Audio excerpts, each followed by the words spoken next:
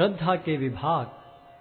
अर्जुन ने कहा, हे कृष्ण, जो लोग शास्त्र के नियमों का पालन न करके अपनी कल्पना के अनुसार पूजा करते हैं, उनकी स्थिति कौन सी है? वे सतोगुणी हैं, रजोगुणी हैं या तमोगुणी? भगवान ने कहा, देहधारी जीव द्वारा अर्जित गुणों के अनुसार उसकी श्रद्धा 3 प्रकार की हो सकती है, सतोगुणी, रजोगुणी अथवा तमोगुणी। अब इसके विषय में मुझसे सुनो। हे भरतपुत्र, विभिन्न गुणों के अंतर्गत अपने अपने अस्तित्व के अनुसार मनुष्य एक विशेष प्रकार की श्रद्धा विकसित करता है। अपने द्वारा अर्जित गुणों के अनुसार ही जीव को विशेष श्रद्धा से युक्त कहा जाता है। सतोगुणी व्यक्ति देवताओं को पूजते हैं, रजोगुणी यक्षों व राक्षसों की पूजा करते हैं और तमोगुणी व्यक्ति भूत प्रेतों को पूजते हैं।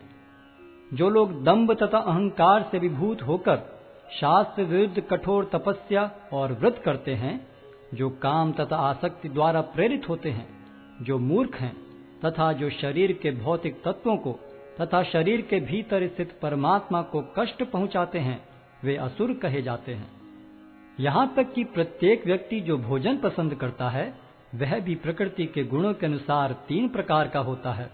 यही बात यज्ञ, तपस्या तथा दान के लिए भी सत्य है। अब उनके भेदों के विषय में सुनो। जो भोजन सात्विक व्यक्तियों को प्रिय होता है, वह आयु बढ़ाने वाला, जीवन को शुद्ध करने वाला तथा बल, स्वास्थ्य, सुख तथा तृप्ति प्रदान करने वाला होता है। अत्यधिक तिक्त, खट्टे, नमकीन, गरम, चटपटे, शुष्क तथा जलन उत्पन्न करने वाले भोजन रजोगुणी व्यक्तियों को प्रिय होते हैं। ऐसे भोजन दुख, शोक तथा रोग उत्पन्न करने वाले हैं।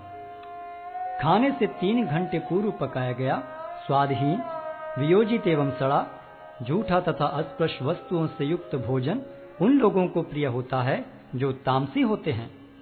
यज्ञों में वही यज्ञ सात्विक होता है जो शास्त्र के निर्देश अनुसार कर्तव्य समझकर उन लोगों के द्वारा किया जाता है जो फल की इच्छा नहीं करते।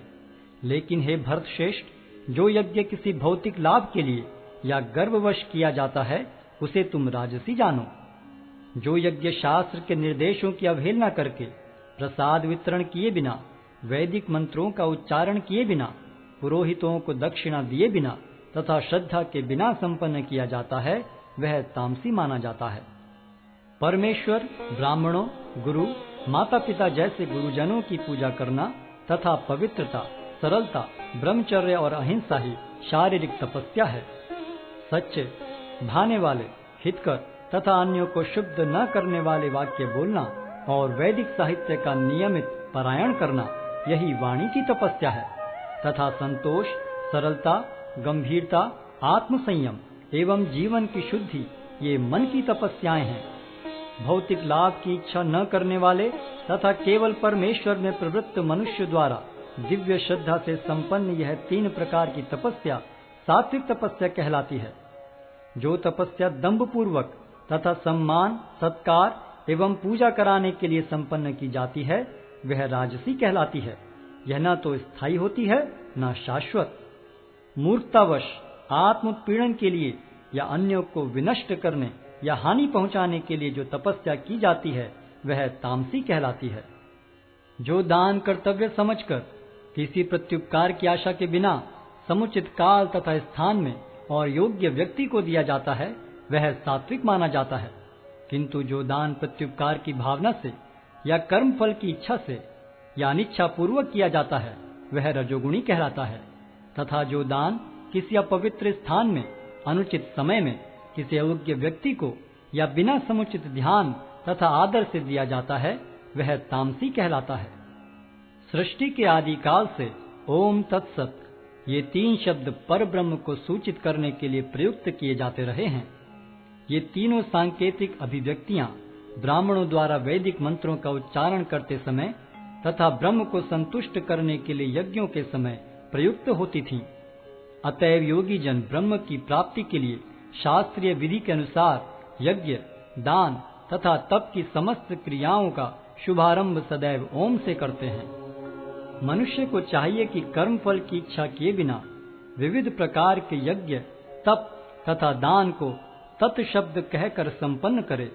ऐसी दिव्य क्रियाओं का उद्देश्य भव बंधन से मुक्त होना है। परम सत्य भक्ति में यज्ञ का लक्ष्य है और उसे सत शब्द से अभिहित किया जाता है। हे प्रथापुत्र, ऐसे यज्ञ का संपन्न करता भी सत कहलाता है।